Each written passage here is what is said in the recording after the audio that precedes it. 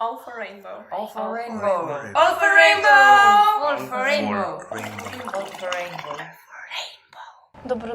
Dobrodošli v 6. epizodi All for Rainbow podcasta. All for Rainbow podcast je platforma za vse osebe, ki jih zanimajo LGBTIQ+ teme in aktivizem. Lotili se bomo informacij o aktivizmu z namenom dajanja glasu lokalnim osebam, ki so del LGBTQIA+ skupnosti iz različnih krajev. Torej, z mano je danes Neja, zdravo. Živijo. Kako si? Zaspano, tako začela sem, okej. Ja, res je. Ura je 20 minut do 9, tako da je kar Zgodna hitro. ura. Ja. Mi poveš malo na začetku nekaj o sebi? Ja, živijo. Jaz sem Neja, oziroma je Neja, sem vprašaj Neja. Sem diplomirana pravnica, LGBT in handicap aktivistka. Rada imam predvsem poletje, kar pomeni, da sem zdaj enako žalostna, ker je konec poletja. Trenutno pa se vpisujem na magistrski študij prava in ja. Super. Čeprav poletje je zdaj se malo podaljšalo mogoče. Mogoče, ja. Ja, bomo videli, kako bo zdaj Videli. september še. Torej, najprej me mogoče zanima, kako izgleda tvoj vsak dan. Okej, ja, kar sem pozabila povedati, je, da imam cerebralno paralizo. Cerebralna paraliza, v bistvu moja oblika cerebralne paralize je cerebralna paraliza tetraplegija četrte stopnje, kar pomeni, cerebralna paraliza je v bistvu zelo poenostavljeno rečeno motenje ravnotežja, kar pomeni, da ne morem stati fizično, oziroma če stojim, ne morem koraka narediti, pa da imam težave pri uporabljanju rok, rahlo pri govoru ter branju. In v bistvu moj vsak dan zaradi tega, ker pač takih stvari ne morem, se začne s pomočjo drugih in imam asistentke in asistente, ki mi pomagajo pri vsakdanjih pravilih. Tako da zjutraj izgleda tako, da pride moj asistent v sobo, takrat, ko mu rečem, naj pride, pač mu povem, zbudim me ob tej pa tej uri, oziroma pri tej uri me da na voziček, se gremo v bistvu prakso pet, potem mi asistent naredi zajtrk oziroma kavo, oziroma pač mojo rutino, pridem pa se umijem obraz, me preobleče asistent, mi pomaga make-up narediti, ker jaz sem zelo rada make-up, kar pomeni, da je pač make-up je nek ustrezen dogodek mojega jutra, da si vzamem tistih 20 do 30 minut, da si naredim make-up in potem spijem kavo in se zrihtam in tako, in potem grem naprej spet s pomočjo svojega asistenta. V bistvu moji asistenti so prisotni vedno, poleg mene zaradi novega zakona o osebni asistenci je zdaj to moja pravica in največ privilegij, kar pomeni, da imam asistenta vedno poleg sebe, ki ga potrebujem, in v bistvu pol odvisno od mojega dneva, mu jaz povem, ob tej pa tej uri mora biti nam pa tam in greva pol skupaj do tja in oni so nekaj v bližini, medtem ko sem jaz pač počnem tisto, kar želim početi, oziroma jim dam jaz navodila, čez 2 uri pridi tja, ali pa čez 1 uro, rabim tole, recimo rabim pomoč pri tuših, pri naštimanju hrane, pri spremstvu, pri pač takih vsakdanjih opravilih, ki jih lahko ti opraviš sama, ki jih jaz pač ne morem, mi nekdo drug izvede. Po mojih navodilih. Recimo, če gremo v trgovino, greva skupaj, pa mu jaz povem, da je to pa to vzemi. Pa recimo, ali pa če greš sam, mu dam listek, pa mi grejo to iskat. Take stvari, zelo je tako, pač odvisen pač od mene, pa od mojega urnika. Ja, okej. rekla si, da več asistent. Ja, imam 3 trenutno, ker imam odobreno po tem zakonu, imam 16 ur asistence na dan, kar sta 2 izmeni. To pomeni, da se 3 asistenti med tednom menjajo, zato ker pač mora biti prej vmes. In recimo Lan iz naše skupnosti je trenutno moj asistent Lan.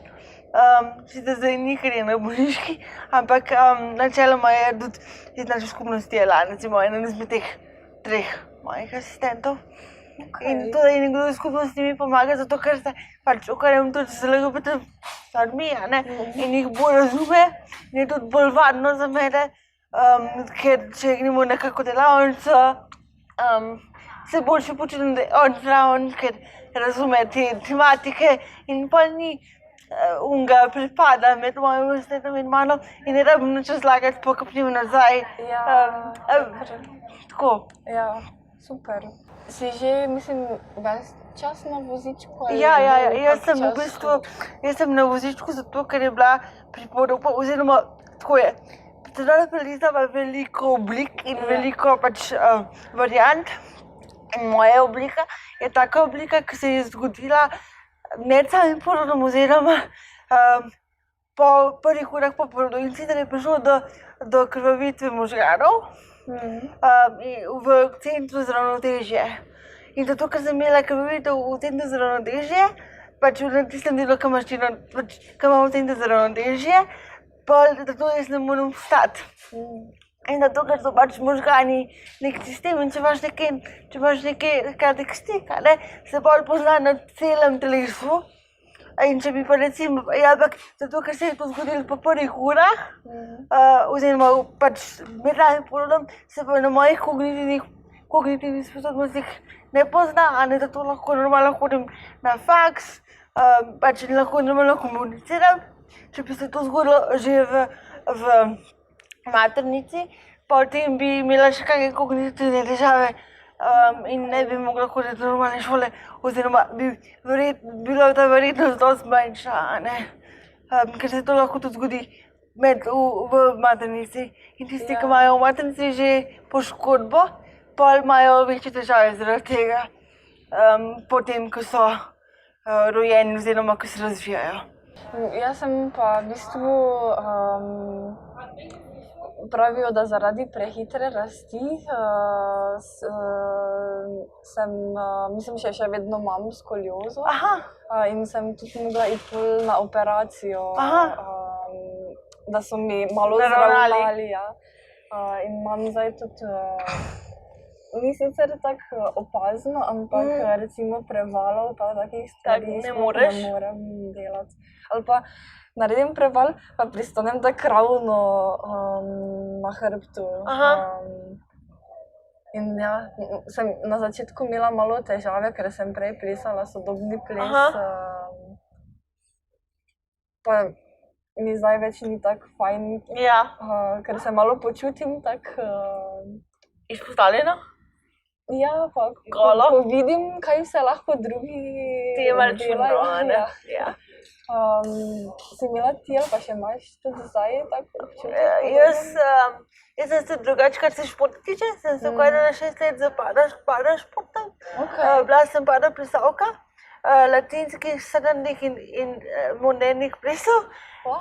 Ampak prvi čuden sem bil pri klubu Zebra, pri Andreju Novotniju sem 6 let plesala. In v bistvu moram priznati, da je, kako mi je ples pomagal odkriti svojo ženstvenost in svoj jaz po eni strani, bi je spet po drugi strani malo podaril pogled na svoj hendikep. Spet po drugi strani zato, ker sem pač videla, kaj vse, kaj jaz ne morem in recimo, ker v naši skupini smo bili podrženi hendikepi in tudi hodeči plesalci. In jaz sem v bistvu gledala druge in sebe primerjala, da so eni hitrejši in mene, da eni hitrejši dojamejo gibe, ker z gibi imam pa hude, jaz pa si zapomnim gibe, imam pa hude težave, ker pač tega ne morem skoordinirati. Težko, sicer gre, ampak recimo, če bi delala 100 ponovitev, jih je zraven 1000.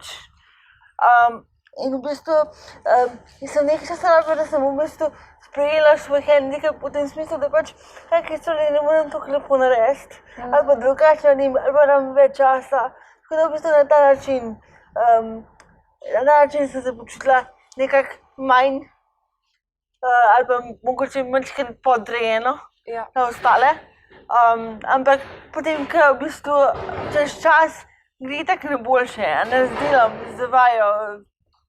Tako da v bistvu na ta način, pa tudi recimo, ker jaz tudi v športnem tako na splošno in imam tako posebno kolo, tako da lahko na kolo, in v bistvu, kadar sem na kolesu, me ljudje ful gledajo in tako. In pol mi je zanimivo, ker recimo otroci valjda pogledajo, in rečejo, lej, oči, mami, ki ima tako kolo. In mi je pa zanimivo opazovati pač reakcijo odraslih, Recimo, eni čisto lepo odreagirajo, pa samo komentirajo, eni pa ne glej tega se ne sme, to se ne sme. In pač to me pa ne žalosti, ker recimo meni je normalno, da otrok pogleda, Jaz sem še vesela, ko otrok pogleda, ker če pol pogleda, pol naslednjič pa ne bo več smešno, ne bo več čudno, Ja. No, meni se pa, mislim, odrasli so pa tisti, ki pol dajo neko prvo izkušnjo, če bo odrasel odreagiral normalno, potem, ko naslednjič vidi nekaj takega, bo rekel, oče je rekel, da je to normalno. Če bo pa rekla nekdo, joj, tega ne glej, to se ne sme, to ne vem kaj, ali pa recimo, da mu fizično bude glavo stran, kar se tudi zgodilo že, je pa pol to negativen trigger in bo rekel, oče je rekel, da se tega ne sme gledati. Ja, to je dosti krat tako. Ja, in se mi zdi, da je zaradi tega, to recimo opadim. Pa recimo, ko grem plavati, ker tudi plavam rada zelo, In pač moj stil planja je pač lahko specifičen, ker malo drugače izgleda, Zdaj tega malo težko ti opišem, kako to izgleda, ampak drugače, pač se vidi takoj, da sem hendikepirana. In mi je zanimivo, kako folk reagira na to, na mene, na mojo prisotnost. Eni odreagirajo čisto okej, eni pa buljo, da bi jim bodo oči izpadle, veš, tako. Kaj pa pol, verjetno si tudi spremljala paraolimpijske igre? Sem, ja. Ali še spremljala? Še, zdaj sem načeloma olimpijskih, ne paraolimpijskih, ne vem toliko, ampak gledam pa recimo reakcije, In recimo, olimpijske se ful oglašujejo, olimpijske se ful gledajo, paraolimpijske pa praktično nič. Oziroma, dosti manj. In jaz sem bil Trump, Mislim, vem, kdo je Trump. Trump je rekel, da ne gleda tega, ker se mu smilijo vsi tam na paraolimpijskih igrah. Da nekdo, mislim, se ni čudno, se vemo, ko govorimo, ampak In ta prepad med paraolimpijskimi in olimpijskimi igrami se pozna, S tem, da pač recimo paraolimpijci imajo po 2 diplomi, pa še paraolimpijci so zraven, recimo jaz poznam enega našega bivšega paraolimpijca, zdaj že bivšega, zato ker pač je nehal že trenirati, Darko, mislim, ne vem, kako se prijem, ampak je paraplavalc, Manjka, mislim, para je zato, ker nima ene roke pa ene noge, ampak on ima 2 diplomi. Medtem ko vsi olimpijci recimo imajo komaj srednjo šolo, zato ker so pač vso energijo usmerjali v plavanje oziroma v njihov šport in so samo to delali in od tega živijo. No, paraolimpijci imajo pa po 2 diplomi. Pa te vprašaš, kdo je kaj več vreden, kdo je več, mislim, a so res paraolimpijci manj pozornosti vredni kot olimpijci. Samo zaradi tega, ker imajo drugačen način izvedbe, a je to res toliko manj vredno. Pač v tem smislu. Ja, res je. Jaz sem isto izvedela za paraolimpijske igre šele na faksu. Ja. Tako da je prej res, Ja, pa recimo, ko sem jaz paradance plesala, Veliko so se mi kar tako, ti pa plešeš, cute. Pa mi smo veliko potovali, ne, pa veliko smo zmagovali, pa vse. Pa jaz sem bila tudi precej dobra, ne? Ampak se nikoli ni bilo isto, na istem nivoju.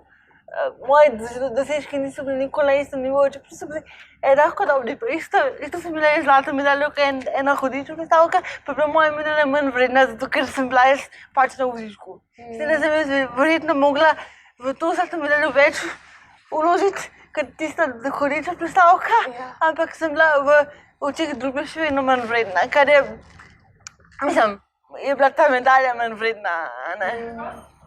In je tako, cute, plešeš, Ja, preko smo se pogovarjali o vsakdanu. Mi lahko malo še poveš, kakšen je občutek, da potrebuješ za dosti opravil pomoč, pa kakaj pol tu, kako gledaš na samostojnost? Jaz, občutek je moj isti za tebe, ki se zavedaš celo življenje kvir. To pač je del tvojega življenja in tudi drugega ne poznaš.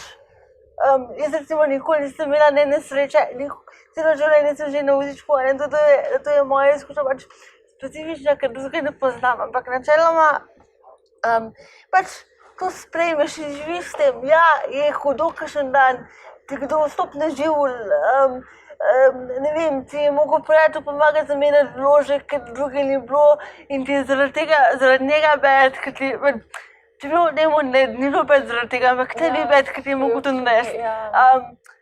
Je kakšen dan, ki si slabe volje, pa ti gre res na živce, pa da bi bil res sam cel dan, pa moraš asistenta poklicati, ker rabiš njegovo pomoč. Ali pa, ne vem, se ti res ne da se z nekomu pogovarjati, pa moraš asistenta poklicati, ker mu moraš povedati, kaj rabiš. Ali pa se skregaš z asistentom, pa ti je gadno, ker se moraš spet z njim pogovarjati, ker pač druge nimaš. Tako, no, pač to je del life-a. Pa mogoče do vseh opravil, kar sem se v bistvu najtežje navadila, oziroma mi je nekako najtežji, je lih menjavanje vložkov po menstruaciji, zato ker je en tak zelo hurtful stereotip, da hendikepirani ljudje nimamo menstruacije. Jaz moram vedno, ker vedno asistenta moram izpostaviti, da imam menstruacijo, ker drugače tako, to je največji šok. A ti imaš menstruacijo? Nisem vedela. Pač, če sem ženska, je pol, predstavljam sem 24, je pol skoraj verjetno, da bom imela menstruacijo, a ne? In pač, in tudi vsa, jaz pa tega ne bi imela, jaz pa tega ne bi. Pa tako, če lahko sebi, pa lahko tudi meni, mislim, a ne? Seveda se ne to, da je higienično pa vse, pa a ne, pa da je za njo v redu, pa za mene v redu, ampak ta stereotip je zelo hurtful in za mene, recimo, ko sem odraščala, je bilo to za mene največji korak, da sem dejela, zdaj mi bo ta oseba zamenjala vložek, ker pač to je nekaj, kar je res intimnega in recimo, da sem to najbolj rabila, največ časa rabila, sem se tega navadila, ampak na srečo sem imela takrat, ko sem jo dobila prvič, sem imela tudi zelo v redu asistentko, ker sem se bila zelo blizu, tako da sem lažje prebrodila to, a bi res mogla. Samo moram priznati, da pač prvič, ko sem jo imela, mi je bilo tako ona mi bo zamenjala, zdaj to upam, saj bo. In pol pač dvakrat, a ne, pa se pa itak navadiš. Pa pol v bistvu nehaš razmišljati o tem. V nekaj parih sekundah, ker rabiš ti neko intimno pomoč, ignoriraš, pozabiš in vzameš asistenta kot nekoga, ki ga v bistvu ni zraven in v bistvu je ucetno koristil tebe in pol tako v bistvu pozabiš, da je v bistvu to človek zraven. Ampak ne mislim, da v slabem smislu, ampak tako pač res uvredno postane res del tebe, a ne? In izvede te stvari tako čisto normalno. Zato je pa zelo pomembno imeti take asistente, ki razumejo te stvari in ki se z njimi približno razumeš, a ne? In zaradi teh intimnih trenutkov, ker če se ne bi razumela z njimi, bi bilo trikrat hujše. Ja. Kako pa je glede medijske reprezentacije hendikepiranih oseb? Medijska reprezentacija slaba. Če je skoraj ni, oziroma je zelo stranizirala in v bistvu vse filme, ki sem delala, oziroma skoraj vse filme, ki sem jih delala, so vsi, ali se sploh o seksualnosti se sploh ne govori, če se govori, se pa govori v smislu, ja, tista oseba, ki hodi, je njihov odločitelj in se je za njih hodeča oseba žrtvovala in je del sebe dala stran, zato da je njih sprejela. Ja. In res reprezentacija hendikepiranih oseb me res jezi, ker hendikepirane osebe so lahko čisto samostojne osebe, ki živijo svoje življenje in so svoje lastne osebe in ne rabijo nobenega, da jih reši. Mi smo lahko celo življenje sami, tako pa bomo čisto okej, tako kot hodeče osebe. Mi ne rabimo odločiteljev. Pač hodeče osebe niso naši odločitelji in res me jezi, ker večina filmov, ki sem jih jaz videla, je bilo v tej dinamiki, da je tista hodeča oseba prišla v njihovo življenje in jih je rešila. Ja. In to pač ni okej, ker pač, ne, tudi recimo, konkreten film, ki mi pade na pamet, je Me Before You. Jaz sem brala knjigo, knjiga je odlična. Knjiga govori o enem hodnem ki je bil eni osebi, ki je bila kot športnik, lepa, pač stradeno lepa, ne, kar se družba dojavi kot lepa oseba, živela je popolno življenje, potem je pa padla in se je zlomil svetilnik in je v bistvu pristavljena v vozičku. In v knjiga se v bistvu konča tako, da se ona odloči za avtonazijo, ampak ko berem to knjigo, jaz knjigo razumem. Ja. Jaz nekaj razumem po knjigi, zakaj se je za to odločil, ker je tako lepo prikazan, ampak ne zato, ker je on Bog, pa ki je na vozičku, ampak njegovo razmišljanje razumem. In če bi jaz lahko razmišljala kot on, bi se tudi za to odločila, on je šel v Švico, ampak film, ki je pa po tej knjigi, je pa narejen tako. Ful je nekih stereotipov noter, in ful nečesa, in pač knjige praktično sploh ni, cel point knjige so spustili, dali nekaj stereotipov noter in cela knjiga se vrti okoli tega, kako on ni več lep, pa kako on ne more več tekati, kar v bistvu sploh ni res. In v bistvu so celo knjigo so spustili v bistvu. Ja. In me je tako razjezili, predvsem zato, ker sem brala knjigo, in točno to sem hotela narediti. Hotela sem brati knjigo, da sem videla, kaj dejansko hotela pisateljica povedati, oziroma pisatelj, ne vem, ali je ženska ali moški. In sem bila ujeta, no. Ja. In sem bila resnično ujeta, ker sem videla pač ta prepad med knjigo in med filmom. Ker so čisto izgubili tisto bistvo, zlato bistvo knjige so čisto pustili. Kaj se mi zdi, da se tako dosti krat zgodi s Ja. knjigami. Drugače pa jaz sem kako leto ali pa 2 leti nazaj videla ta film Margarita Vida Strov. Ja. Ne poznam. V bistvu govori, ne vem točno, vem, da je oseba na vozičku, ki pride iz Indije študirati v Ameriko in tam spozna punco, ki pa je slepa. In malo govori o njunem razmerju, pa tudi o težavah, s katerimi se sooča na faksu. Ja. In vsaj meni se je zdelo mogoče, da je tukaj reprezentacija hendikepiranih oseb bila malo boljša. Nisem videla tega filma, ampak ga bom definitivno pogledala, pa ti lahko povem, kaj si mislim. Super, zmenjeno. Imaš mogoče kako vzornico ali pa vzornika? Vzornice prav ne, ampak pa sledim pa zelo tej youtuberki Molly Burke, če poznaš. Molly Burke je slepa oseba in v bistvu dela za handicap aktivizem in živi sama, zgodila se je iz Kanade v Ameriko sama in živi sama in živi normalno življenje s svojim handicapom in kaže resnično sliko, kako je živeti s handicapom. Pa prej si me vprašala, kaj pomeni zame samostojnost kot hendikepirana oseba, pa ti nisem odgovorila, se pravičujem. Samostojnost kot hendikepirana oseba mi pomeni to, da v bistvu da nikoli sem sama, ampak to, da sem jaz sama, to ni zame samostojnost. Zame je samostojnost to, da se znam obrniti, da znam detektirati, da znam rešiti situacijo, ki pride, da znam razmišljati hitro in da znam rešiti situacijo, kar se da pametno in hitro in da znam reči, ok, to pa to mi naredi, tako pa tako mi naredi to stvar, ne tako pa tako, ampak tako pa tako, ko si jaz tako želim. Tako, no, da sem jaz gospodar lastnega življenja, to je zame samostojnost in da živim stran staršev in da kreiram svoje lastne življenje, kot si ga jaz želim. To je zame samostojnost, no. Zdaj pri medijski reprezentaciji se mi zdi, da je včasih tudi vprašanje lepote in hendikepiranosti. Ja, jaz recimo nikoli nisem imela občutka, da bi bila jaz za nekoga lepa.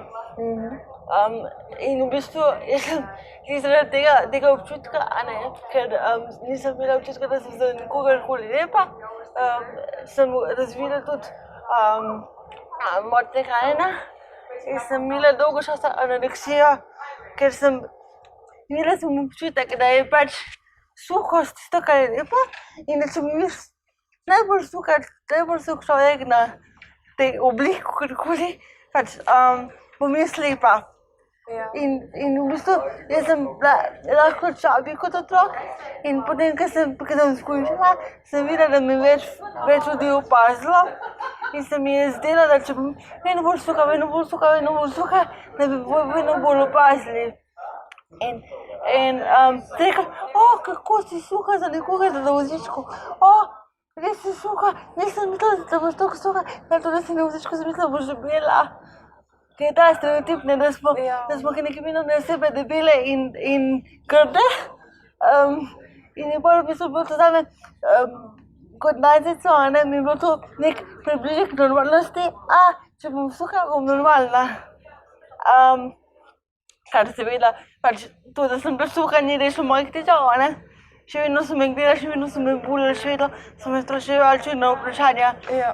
Ampak kot 13-letni punci se mi je zdelo to, da si suh nek ideal in ideal, ki ga imajo samo hodeči in da to sem jaz hotela biti čim bolj suha in ja, to je bil zame nek ideal, pa recimo dobila sem panični napad, če sem šla ven brez make-upa.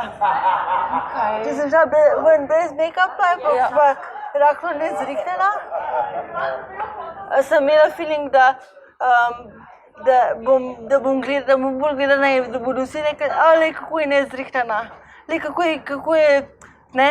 Če nisem bila točno tako zrihtana, ker sem mislila, da je idealno biti zrihtan, potem mi je bilo pač, sem dobila panični napad, ne, seveda zdaj ne več, ampak ja, včasih je bilo tako, no. Ja, to kar vpliva na tebe. Pa tudi recimo, s čimi se še zdaj spopadamo,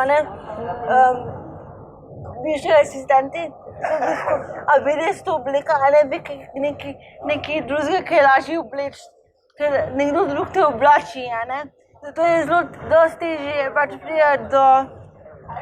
pride do povedati, kaj oblečem je moja stvar, ti pa tukaj nimaš besede. In se je zelo veliko bolj boriti za svoj jaz, kar se zunanjega izgleda tiče, ker ga lahko toliko ljudi v bistvu kontrolira. In v bistvu sem se že tudi veliko skregala, to se zdaj pač, ne, to bom oblekla in se boš pač potrudila in mi boš oblekla, ker pač ožje obleke, lepše obleke je težje obleči, Trenutko je najlažje obleči lepe obleke, užje obleke pa težje obleči in se treba več časa vzeti. In jaz to pač sem se mogla zelo boriti, da sem lahko imela svoj lasten stil in lastno idejo, kaj hočem obleči. Tako, no. Prej smo se že pogovarjali, da si tudi del LGBTIA skupnosti. Kako se ti pa zdi tukaj? Se ti zdi, da so prostori pa skupnost, da si lahko tam vidna pa dobrodošla? Jaz bom čisto iskrena, ne? Glavno bom čisto iskrena. Pa tudi res to moram nekaj povedati, zato ker sem hendikepirana, ne? In ker sem imela toliko dela svoje hendikepiranosti kot najtica, sem tudi od tega, da sem LGBT prišla dosti kasneje. Veliko, kasneje sem stala 19 let, ko sem prvi začutila, da nisem straight. Čeprav pa, ko sem prišla nazaj, je bilo tako, okej, zato je bilo tako pa tako, mi je bilo pač, mislim, se je poklopilo, ne, ampak sem tudi kasneje dojela, sem prišla kasneje do tega, a ne, in to, da sem prišla kasneje do tega, mi je bilo tudi tako rahlo, mi je bilo tudi rahlo me je zmedlo, ker sem imela tako drugačno izkušnjo zaradi tega, ker sem to kasneje do tega prišla, ker večina ljudi pride tam nekaj pri 13, a ne? No, jaz sem prišla pri 19 in mi je bilo že to čudno. Pač, a je to enako vredno kot za nekoga, ki je bil že pri 13, a je moja pač usmerjenost, a je moja enaka tvoji, ki si prišla pri 13, 12, kakorkoli. S tem sem se recimo prvič spopadala, ne? Pa tudi zaradi tega, ker ni zaradi te pomoči, ne? Pa vsega tega, ker ima pomoč, v bistvu to je za nekoga, ki je stal 13, 14 zelo težko, ne? In v bistvu nekako izkupiš svojo seksualnost. Svoje telo lahko izkupiš in ga ne gledaš kot telo. In pol tudi težje gledaš na druge kot pač, ker ti to pomagajo, ne? In znaš hitreje izkupiti človeka kot nekdo, ki... In zato, to zaradi tega je težje govoriti, pač kasneje prideš od tega drugače gledaš na stvari. In zato je tudi prišel ta stereotip, da smo vse hendikepirane osebe, totalno aseksualne osebe, ki sploh nismo niti vredne te pozornosti in te pozornosti sploh ne znamo dajati. A ne? In tudi, recimo, je ta stereotip, da vsi, ki hodijo z nekom, ali imajo ta savior kompleks, ali pa imajo fetišni hendikep. Kar ne eno, ne drugo ni res. Pač, hendikepirane osebe imajo lahko čisto zdrave odnose in čisto zdrav romantični odnos. Ja, je drugače, je malo več energije, mora tudi te stvari, ne? Ampak, ni zaradi teh stereotipov, sem se zelo bala priti v to skupnost. In moram reči, da pa, ko sem prišla v skupnost, če to moram povedati, sem prišla v bistvu v skupnost lani šele, pravzaprav. In prišla sem po enem zelo težkem obdobju in sem res rabila pač community, res podporo. In moram reči, da je nisem dobila, in sem res čutila vse tiste stereotipe. Sem res čutila in se mi zdi, da je moja zgodba, ki je pač seveda neposredno povezana s hendikepom, ker vse gledam skozi, itak je tudi moja LGBT izkušnja povezana s hendikepom, ker je vse moja povezana s hendikepom. Ne da je to edina stvar, ki me definira, ampak je definitivno zraven povsod. Če sem jaz recimo na dejtu z eno punco, pa se imajo ful fajn, pa ne vem, pa je ful fino. Pa ne bo sredi dejta na vesi, bom pomislila, shit, ali bom rekla, da mi pomaga, ali bom pa kazala svojo asistentko in spet moj hendikep zraven. Ali pa recimo so na kavi, pa jim moram prositi, mi daš cukor v kavo. To je spet, a ne, povsod je zraven. In zato je moja izkušnja skozi povedana s hendikepom in se mi je zdelo, da pač moja zgodba ni enakovredna v njihovih očeh. Ko sem se s komorkoli pogovarjala, sem videla, da pač govorijo, zakaj pa skozi hendikep, se to nima veze. Ja, za mene ima to vezo. Pa recimo, ko sem prišla, me je šokiralo v bistvu, koliko so nedostopni prostori. In v bistvu tudi, ko sem rekla, da bi bilo fajn kaj spremeniti, sem večinoma prišla na gluha ušesa, ali pa skoraj na direktno ignoranco. No? Ja. In zato sem se tudi, in je tudi, jaz sem pa tudi aktivist za hendikep in se mi je zdelo, da pač ne morem tega dela tudi izraziti in zato, ker nisem imela občutka, da ne morem tega dela izraziti, pol v bistvu nisem mogla tudi LGBT identitete izraziti čist popolnoma in se mi je zdelo pač brez veze. In pol sem začela sebe v bistvu dajati v neko škatlo, ki je nisem marala in skrivati svoj hendikep, ustvariti stan in pol tudi se mi je zdelo, da je vse skupaj brez veze. In bolj sem tudi, zaradi tega, ker tudi make-up, pa ne, pa jaz sem zelo življenjski izraz, se mi je tudi zdelo, da je to narobe. In pa sem to začela spreminjati in mi je pač skupaj, čakaj, pa sem se pa ustala, sem rekla, čakaj, to pa brez veze. Pač res je brez veze in zdaj sem zelo malo v skupnosti, no, ker se mi nekako se mi ne zdi, pač preveč energije moram vložiti v to, da sem tam, da temu postajam, sploh zaradi dostopnosti, a ne recimo pridem nekam, pa so nizke mize. A veš, tiste tako male mize in pa moram nekoga prositi za pomoč, da mi pobere stvari, pa tako, mislim, da mi da stvari, kar ni panike, ampak ko prideš ti v eno novo skupnost, novo sobo z novimi ljudmi, nočeš prva stvar, da je, mi pomagaš. Pa če hočeš priti noter, se predstavljati, jaz sem pa Jerneja, jaz sem pa to, nočeš, da je hendikep prva stvar, ki jo ljudje vidijo. In zato, ker je nedostopno, je pač prva stvar, ki vidijo hendikep in potem imaš pa še ta stereotip za aseksualnost in ne moraš reči, ne, jaz sem pa bil oziroma pan, jaz ne maram oznak načeloma, tako da jaz sem med bi in pan, nekako tak. Včasih pa, včasih bi tako, kakor mi sede. Ja. In v bistvu, in se mi je zdaj pač naporno mi je, čisto prvič mi je zelo naporno. In zato sem se tudi lahko odmaknila iz LGBT skupnosti zaradi tega, ker, ja. Kaj pa tako, verjetno se tudi ne govori toliko o hendikepiranosti. Ne, jaz sem pričakovala, da bodo, pač nekaj doprinesti tej skupnosti. Jaz sem rekla, okej, pač ne vem, bom pa jaz, pač mi ni bilo panike sploh, ker sem bila pač že prej tako aktivist. In sem rekla pač, saj lahko jaz, ne? Ja. Lahko vas jaz naučim, vam jaz povem. In spet, gluha ušesa. Jaz sem rabila, eno delavnico sem naredila na paradi ponosa, ne na temu hendikepa, ampak tudi bila sem že eno leto noter, pa sem skozi govorila, da jaz bi naredila delavnico, pa sem jaz rekla, ja, super, in pa se nič ni bilo iz tega, ne.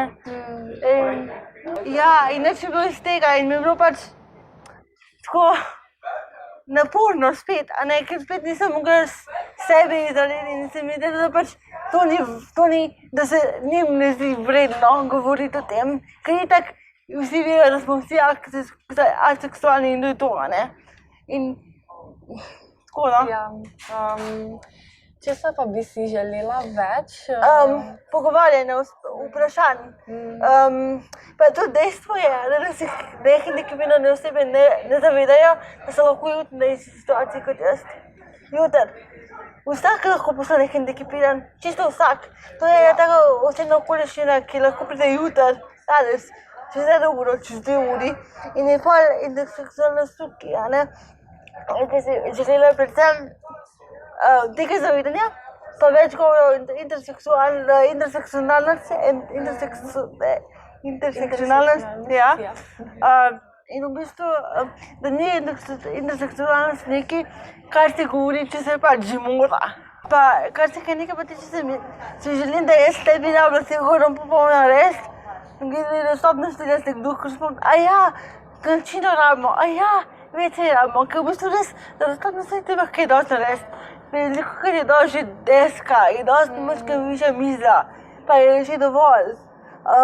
Samo vprašati je treba, pogledati je treba, premisliti je treba in se mi zdi, jaz bi si želela, da je v bistvu pogovor o intersekcionalnosti in o izkušnjah različnih bolj normaliziran, no. Tako, to bi si želela. Okay. Kako pa se ti zdijo parade ponosa? Naša parada ponosa se mi zdi grozna. Okay. Mislim, kar se tiče seveda političnosti, to mi je super. Ja. Ampak kar se pa tiče raznolikosti pa intersekcionalnosti, se mi pa zdi grozno. Kolikor jaz vem, so bile na paradi samo dva na vozičku, pa še ene par slepih, meni se zdi, da je bilo. Ampak sem imela pa možnost biti v lani na paradi ponosa, Ja. to je pa super. To pa je, jaz sem se počutila tako vrhunsko, ker sem se izgubila v množici Ja. različnih, ampak ni bilo samo, ja, pride samo ena skupina hendikepiranih in samo oni so kle, ampak bilo je tisoče in tisoče hendikepiranih oseb, tako ali drugače, in so se samo zlili so se z množico in se mi zdi, da hkrati je vsem mar, hkrati pa nobenemu ni mar in to je najboljši občutek, ja, obstajaj, ja, bodi kle, ja, vreden si, pač v tem smislu, no? In tega pač na naši paradi ponosa nisem čutila, oziroma sem se počutila, da izstopam oziroma da pač da sem edina oziroma da nisem edina, samo vse veš, kaj mislim, pač tako, a ne, da nisem bila vredna, no, tako sem se počutila in da sem izstopala na napačen način, no. In zato jaz tudi na slovensko parado ne bom hodila, ker se na slovensko parado pa ne mislim hoditi zaradi tega, ker občutek, da moram iti zaradi reprezentacije, ampak hočem na parado iti zaradi sebe, ker se jaz v redu počutim, ker mi je cool, ker se počutim sprejeto, ker se počutim varno, kar pa se nažalost v LGBT skupnosti slovenski ne počutim se nesprejeto in nevarno, tako da dokler se situacija na LGBT sceni ne spremeni, ne mislim biti na paradi. Kaj pa bi mogoče dala kak nasvet ali pa predlog posamezniku, ki bi želel prispevati k vidnosti hendikepiranih LGBT+? Ko vidiš stopnice, reči, lej, rabimo še klančino. Ko se naredi kakšna delavnica, se naredi še alternativa za nekoga, ki ne more pisati. Ko se pogovarja o intersekcionalnosti, ne pozabi na hendikep. Spomini ljudi, da so lahko jutri hendikepirani, spomini ljudi, da lahko jutri slepijo, spomini ljudi, da lahko jutri nekaj govoriti, spomini ljudi, pač zavedaj se, kako hitro lahko postaneš del intersekcionalne skupnosti, no. Ja, zdaj smo govorili o kaj lahko nek posameznica Ja, naredi. pa če vidiš recimo nekoga, ki pride prvič, pa vidiš, da recimo, ne vem, slepa, Ja. samo pridi zraven, reči živijo. Ne, izpostavi to, da je zdaj slepa, naredi se odprto, da tista oseba, ki pač pride, da če ima kakokoli težavo, da ve, da ti lahko reče. Samo obnaši se normalno, ne da se vidim, da si slepa, ti lahko kakorkoli pomagam. Vidim, da si na vozičku, ti lahko kakorkoli pomagam. Če pa vidiš, da dejansko rabim pomoč, če se ti zdi, da dejansko rabim pomoč, pa priješ, sorry, a ti lahko pomagam? In če jaz rečem ja, potem pač rečeš, okej, kako pa ti lahko pomagam? Če pa rečem ne, pa rečeš, okej, pa povej, če boš kako rabila, ne? V tem smislu. V tem smislu, no, to se mi zdi. Okay. Mogoče pridemo do malo bolj zabavnih vprašanj. Ja? Me zanima, kaj bi svetovala LGBTIQ+ hendikepiranim osebam, ki se mogoče soočajo s podobnimi težavami kot ti. Hang in there. Enkrat bomo prišli do točke, ko bomo tudi mi enakovreden del skupnosti. Počasi se daleč pride, jaz pravim. Lepo. Torej, to je že stalno vprašanje. Če bi lahko izbirala, katero sadje ali zelenjava bi bila? Lubinica bi bila za sadje in zelenjava bi bila paprika verjetno. Okay. Ja, Paprika, zato ker paprike imam najrajši od zelenjave, za sadje pa poleti je najboljši tak lubenica. Zato ker imam na poletje, imam rada lubenico, ker meni je lubenica nek znak poletja, recimo. Ki se začne lubenica, se zame začne poletje. No. Super. Torej, jaz mislim, da ima vsak izmed nas neko super moč. Kaj je tvoja super moč? Pobrati se, ko me nekdo sesuje. Okej. Pa še ne rabim spati, zato da živim. Tako. Super. I'm a night owl. To je zelo dobra Ja, super moč. to če si pravnik. Ja, ja. Za na konec še, če bi do konca življenja lahko poslušala samo eno pesem, katera bi to bila? Billie Eilish, I don't wanna be you anymore. Cool. Ja. Ja, kaj Billie Eilish je tvoja ena izmed Ena izmed priljubljenih, ja. Cool. Meni so tudi videe malo Ja. ful dobre. Ja, pa lirike imam ful dobre. Ja. Pa glas imam tako Ja. out of this world. Ja, to je tudi res, ja. Torej, midve se bližava proti koncu. Bi še ti mogoče kaj dodala? Ne, mislim, da smo kar Okej. pokrili vse. V redu. Pol pa hvala vsem poslušalkam in poslušalcem, da ste bile z nami. Midve se poslavljamo in se slišimo v naslednji epizodi. Adijo! Dio! All for rainbow. All for rainbow. All for rainbow! All for rainbow. Rainbow. All for rainbow.